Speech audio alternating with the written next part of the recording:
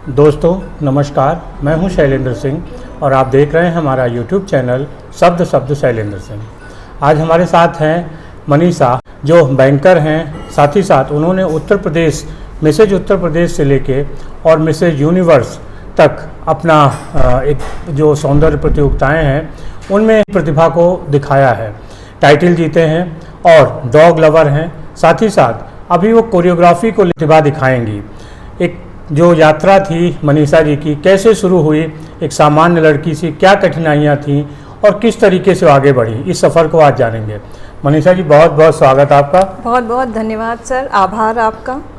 सबसे पहला सवाल था, बहुत सारी लड़कियां आगे बढ़ना चाहती हैं लेकिन कई स्थितियां ऐसी होती जिनकी वजह से आगे नहीं बढ़ पाती। आपके जीवन में क्या ऐसी कुछ कठिनाइयाँ आई, कैसे मुकाबला किया, कहाँ उसको पीछे किया? जी बिल्कुल सही कह रहे हैं सर। मेरी परिस्थिति ऐसी नहीं थी कि मैं स्टार्टिंग से ही इतनी प्रतिभाशाली रही हूँ या मुझ में स्टार्टिंग से इतना करेज रहा हो। मैं बेहद सामान्य लड़की की तरह थी। इनफैक्ट आप कहें तो मुझे उतनी अपॉर्चुनिटीज़ भी नहीं मिली थी जितनी बाकी महिलाओं को मिलती हैं। लेकिन चूँकि मेरे माता पिता का सहयोग इतना ज़्यादा रहा पढ़ाई लिखाई के मामले में, उन्होंने इतना प्रेरित किया, मुझे इस काबिल बनाया कि मैं अपने पैर पे खड़ी हो सकूं। मुझे बैंक में नौकरी मिली जिससे कि मैं फाइनेंशियली इंडिपेंडेंट बनी। और जब मैं फाइनेंशियली इंडिपेंडेंट बनी तब मैंने जाना कि किसी डिसीज़न को लेने के लिए आपका फाइनेंशियल रूप से इंडिपेंडेंट होना कितना ज़्यादा ज़रूरी है।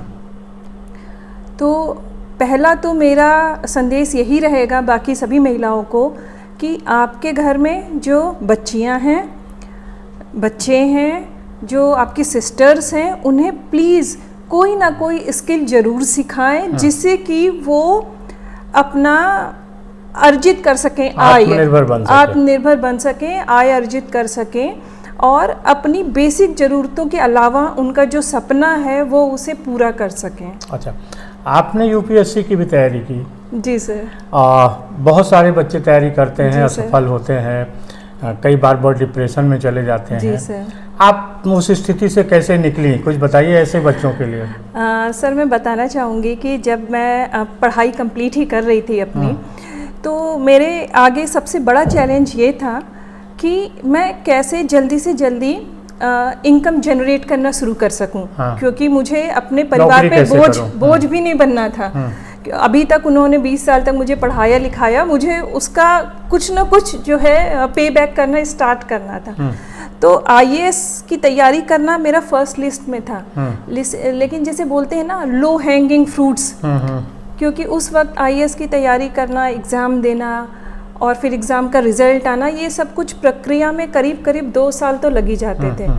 और मैं समझती हूँ उस वक्त मेरे पास इतना टाइम था नहीं। तो मैंने देखा कि बैंकिंग की ऐसी एग्ज़ाम्स होते हैं, बैंक पीओ के, जिसमें आप 6 महीने के अंदर रिज़ल्ट वगैरह आ जाता है, नौकरी जल्दी मिल जाती है। और सर बहुत ही इज्जत की बात होती है वो।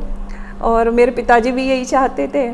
तो मैंने बैंकिंग की तैयारी करनी शुरू करी और भगवान की कृपा से मुझे 6 महीने में मेरा एग्ज़ाम क्लियर हो गया। 6 महीने होते इनफैक्ट मुझे नौकरी मिल गई। मैंने ज्वाइन कर ली। और फिर जो बेसिक ज़रूरतें रहती हैं सर, जैसे कि परिवार में जो भाई बहन, उनकी शादियां वगैरह, और अपने परिवार को सेटल करना, माता पिता को, तो इन सब चीज़ों में सर फर्दर 10 साल लग गए। उसके बाद जब मैंने देखा कि हाँ अभी मेरे पास टाइम है, मैं यूपीएससी की अभी फिर से तैयारी शुरू कर सकती हूँ सर, तो मेरा ट्रांसफ़र दिल्ली में हुआ था और मैंने इस अवसर को भुनाना उचित समझा।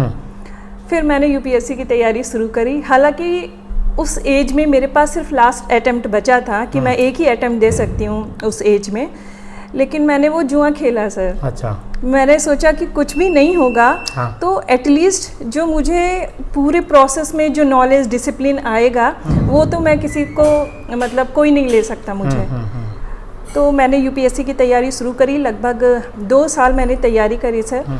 सुबह में 10 से 6 तक मैं ऑफिस में जॉब करती थी। फिर उसके बाद 6:30 से रात में 9 बजे तक मैं कोचिंग करती थी। रात में 12 बजे तक पढ़ती थी। सुबह 4 बजे अलार्म लगा के उठना, फिर तैयारी करना। समझिए कि 2 साल तो पूरी तरह मैंने उसमें इन्वेस्ट करे। हालांकि मैं क्लियर नहीं कर पाई एग्ज़ाम, और मैं वाकई में डिप्रेस हो गई थी, बहुत दुखी थी। और इन सब प्रोसेस में मैंने जाना कि वो जो डिसिप्लिन आया कि आपको रोज़ सुबह उठना है, कुछ हो ना हो आपको पेपर पढ़ना ही पढ़ना है, या आप जो टारगेट बनाते हो कि आपको वहाँ तक जाना है, उसके लिए कैसे छोटे छोटे टारगेट बना के आप हफ्ते दिन करके वो टारगेट अचीव करते हो। तो ये प्रोसेस मेरे अंदर जो आया, फिर मुझे लगा तो अब तो मैं कुछ भी कर सकती हूँ अगर यूपीएससी का एग्ज़ाम की तैयारी कर। जी, कॉन्फिडेंस वहीं से आना शुरू हुआ। अच्छा, और फिर इस नौकरी के बाद आपने Mrs Uttar Pradesh queen of virtue में हिस्सा लिया। जी। मिसेज इंडिया रिप्रेजेंट किया और मिसेज यूनिवर्स। जी। क्या कहानी ये रही और कैसे, कभी पहले भी सोचा था कि हम इस फील्ड में आएंगे? नहीं सर, कभी तो सोचा नहीं था मैंने कि कभी मैं इस फील्ड में आऊँगी। और ये भी कहीं ना कहीं कनेक्टेड है मेरी यूपीएससी के एग्ज़ाम से ही। अच्छा। क्योंकि मैं उसमें बहुत ज़्यादा इन्वेस्टेड थी, मेरा टाइम मैनेजमेंट, एनर्जी, इमोशन सब कुछ वहीं पे लगे हुए थे। अब जो एग्ज़ाम ख़त्म हुआ उसके बाद मुझे एक खालीपन सा लगने लगा। वो जो वैक्यूम था वो इतना कचोटता था कि अब क्या करें, क्योंकि अभी तक तो आप अपना सब कुछ तो किसी पढ़ाई को दे रहे हो, तो किसी मकसद में लगा हुआ था। तो वो वैक्यूम को भरने के लिए मुझे लगा कहीं ना कहीं कुछ ऐसा इनोवेटिव चीज़ किया जाए जिससे आपका दिमाग डाइवर्ट हो, क्योंकि मैं उस वक्त अपने आप से ही लड़ रही थी। और फिर मुझे बीच में कुछ बुटीक वालों का ऑफ़र आया, जस्ट ऐसा मजाक नहीं।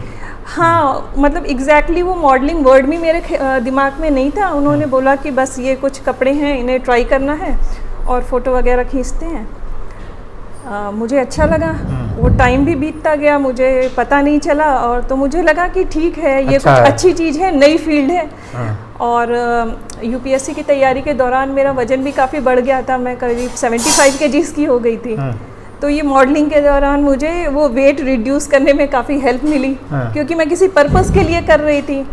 तो और डिसिप्लिन आ ही चुका था, तो फिर वो भी काफ़ी हेल्पफुल रहा मेरे लिए। लेकिन मिसेज उत्तर प्रदेश से और जो ये रैंप का सफ़र शुरू किया हुआ है थोड़ा अलग था। वो अलग यूँ था सर कि जब ये सब स्टार्ट हो ही रहा था मॉडलिंग वगैरह का, तब बीच में कोविड आ गया। और कोविड में सब कुछ लगभग 1.5-2 साल के लिए सब कुछ रुक गया।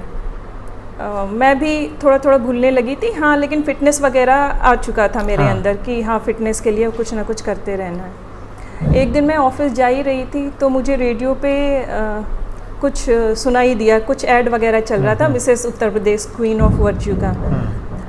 और पहले तो मुझे लगता था कि ये कैसे पेजेंट्स होते हैं, लेकिन जब रेडियो में मुझे सुनाई दिया तो मुझे लगा कि ऑथेंटिक होगा, क्योंकि रेडियो में भी आ रहा है कि फलाना डेट को है।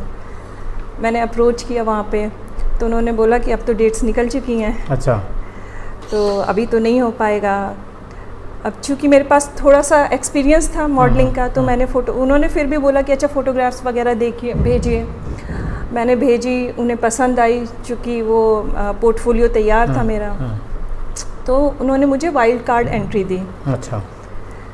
और वहाँ जाके फिर मैंने जाना कि ये जो मॉडलिंग होती है और ये जो पेजेंट्स होते हैं, ये बाहर में देखने से तो सेम लगते हैं, लेकिन ये सेम है नहीं। हाँ, उसका ग्रूमिंग पार्ट बिल्कुल ही अलग रहता है। तो वो 4-5 दिन का जो सेशन रहा पूरा, उसमें जो ग्रूमिंग हुई सर, वो भी बहुत अच्छी थी, मुझे बहुत हेल्पफुल रही।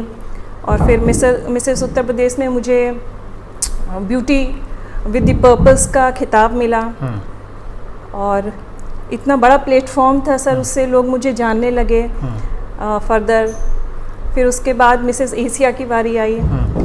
चूँकि मिसेस एशिया के लिए पहले अप्रोच किया गया विनर्स को, winners were not ready due to some reason, उनके पास उन्होंने असमर्थता दिखाई। तो ये अब universe was calling for me. तो फिर मैं मिसेस एशिया में मैंने पार्टिसिपेट किया, क्राउन होल्डर रही। फिर उसके बाद मिसेस यूनिवर्स के लिए मैं फ़िलीपींस में गई। वहाँ पे करीब 102 देशों की महिलाएं थी जिन्होंने पार्टिसिपेट किया था, और वो पूरा 9 डेज़ का सफ़र था। तो बहुत अच्छा रहा सर। फिर वहाँ से जब लौट के आए तो इसका अपनी पर्सनालिटी पर, अपनी फ्रेंड्स जो सर्किल था या जो ऑफिस कोलीग थे, क्या उसमें प्रभाव पड़ा? सर, एकदम ही नज़रिया चेंज हो जाता है लोगों के देखने का, बातचीत करने का। क्योंकि अभी तक वो जिससे बात कर रहे थे, अगर ऐसे बात करें तो एक आम महिला से बात कर रहे थे। अब उन्हें लगता है, मुझे ऐसा लगता है कि किसी उन्हें सेलिब्रिटी से बात कर रहे हैं। हाँ, मतलब वो ऐसी वाइब्स देते हैं जैसे किसी सेलिब्रिटी से बात कर रहे हों। और मुझे लगता है इन सब के पीछे जो रहता है सर, वो आपकी मेहनत रहती है, क्योंकि वो सामने वाले भी समझ रहे हैं कि कोई इंसान अगर इस बैकग्राउंड से उठ के वहाँ तक जा रहा है तो उसने कितनी मेहनत करी है इसके पीछे। जी। आपका इसी दौरान कोरियोग्राफी का एक शौक डेवलप हुआ। जी जी। और उसको लेके आप आगे बढ़ना चाहती हैं। जी। क्या प्लानिंग है उसकी? सर कोरियोग्राफी का जहाँ तक बात है तो वो ये हुई कि जब मैं फ़िलीपींस जाने के लिए तैयारी कर रही थी तो मैंने एक फॉर्मल पेज एंड ग्रूमिंग के लिए अप्रोच करना शुरू किया। तो मुझे उत्तर प्रदेश में, यूपी में तो वैसा कोई प्लेटफॉर्म नहीं मिला जहाँ पे वो फॉर्मल पेजेंट के लिए, इंटरनेशनल पेजेंट के लिए ट्रेनिंग देते हैं। दिल्ली वगैरह में है एक दो, हालांकि चूँकि I was trying for the best, so I approached Bombay में कोकोबेरी इंस्टीट्यूट है सर। अच्छा। इंडिया का नंबर 1 इंस्टीट्यूट है for pageant walk and ramp walk. तो मैंने लगभग 15 से 20 दिन वहाँ पे ट्रेनिंग ली। अब मुझे लगता है कि जो प्रॉब्लम मैंने फेस करी इस सब के दौरान, वो प्रॉब्लम बाकियों को भी फेस होती होगी। अब हर कोई इतना सबल नहीं होता कि वो उतनी दूर तक जाए, इतना टाइम मनी खर्चा कर सके। तो मुझे लगता है कि जो स्किल्स मैंने सीखी है, क्यों ना मैं वो दूसरों को भी सिखाऊं यहाँ पे रहते हुए। और आपको इंटरेस्ट है डॉग्स में, डॉग लवर हैं आप, उनके लिए एक जगह भी बनाना चाहती हैं। हाँ जी सर। आमतौर पे घर पे में लोग दूसरी चीज़ें बनाते हैं, आप उनके रहने की जगह बनवा रही हैं। जी सर। क्या प्लान है इसका और ये इंटरेस्ट कैसे आया आपको? सर ये ऐसा एकमात्र ये ऐसा इंटरेस्ट है जो मुझे बचपन से था। अच्छा। अब बचपन से था, चूँकि बचपन में रिसोर्सेज भी लिमिटेड रहते थे, हम अपनी मर्जी का कुछ कर नहीं सकते हैं। तो उस वक्त तो हम लोग डॉग्स नहीं रख सकते थे, लेकिन वो एक चाहत थी कि जब हम रहेंगे तो हम डॉग्स रखेंगे। तो अब चूँकि हमारे पास रिसोर्सेज हैं, तो अब हमने ये फ़ैसला किया है कि हम डॉग्स रखेंगे। जैसे कई पेरेंट्स होते हैं जो कभी हॉलीडेज़ पे या काम के सिलसिले में बाहर जाना चाहते हैं और फिर अब डॉग्स को वो अपने बच्चे की तरह से रखते हैं सर। आपको यकीन नहीं होगा, लोग आते हैं और पूछते हैं कि मेरा बच्चा कहाँ पे रहेगा, मुझे रूम दिखाइए, आप खाने को क्या देते हैं। वो लिटरली डॉग्स को रखने के पहले वो एक राउंड आते हैं अपने डॉग के साथ कि उसको गुड वाइब्स आएंगी या नहीं आएंगी। तो और मुझे तो डॉग्स बहुत पसंद है सर। मुझे इनके लिए बिल्कुल नहीं लगता कि कुछ काम कर रहे हैं। इनफैक्ट मैं और मेरे हस्बैंड में जो सबसे बड़ी कॉमन चीज़ है वो ये है। अच्छा जी। और कुछ आप बताना चाहती हैं अपने लोगों के लिए, लखनऊ के लिए, जो आगे प्लान हो आपका? सर मैं यही बताऊंगी कि एक तो मैं जो कोरियोग्राफी के लिए कर रही हूँ कि अगर किसी भी बच्ची को ऐसा लगता है कि उसे प्रॉपर ट्रेनिंग नहीं मिल रही है तो वो ग्रूमिंग के लिए निसंकोच मुझे संपर्क कर सकते हैं। ग्रूमिंग पार्ट जैसा मैंने फेस किया कि कपड़े कहाँ से लेने हैं, सैंडल्स कहाँ से लेनी है, ग्रूमिंग में और क्या क्या आता है कपड़े सैंडल्स के अलावा, बोलना कैसे है, चलना कैसे है, क्या क्या तैयारी रखनी है, वो सभी चीज़ का टेक केयर एक आपका सिंगल कोच कर सकता है, वो मैं हूँ। तो आने वाले दिनों में जो भी मॉडलिंग या रैम्प शो पे जाना चाहते हैं उनके लिए जो सिंगल कोच है वो मनीषा जी हैं, ज़रूर आप संपर्क करिए। मैं सबसे यही कहना चाहूँगी कि आपको जो भी करना है वो लाइफ में करिए, जैसा भी आपका ड्रीम है वो करिए, लेकिन आप इस बात को मान के चलिए कि आपकी बात लोग तभी सुनेंगे जब आप में वो ऑथेंटिसिटी होगी, वो करेज होगा, और उसके लिए नॉलेज बहुत ज़्यादा ज़रूरी है। आप अपने आसपास की दुनिया में क्या हो रहा है ये ज़रूर ज्ञान रखिए, न्यूज़पेपर पढ़िए, और लड़कियों को खासकर कहूँगी फाइनेंशियली इंडिपेंडेंट बनिए।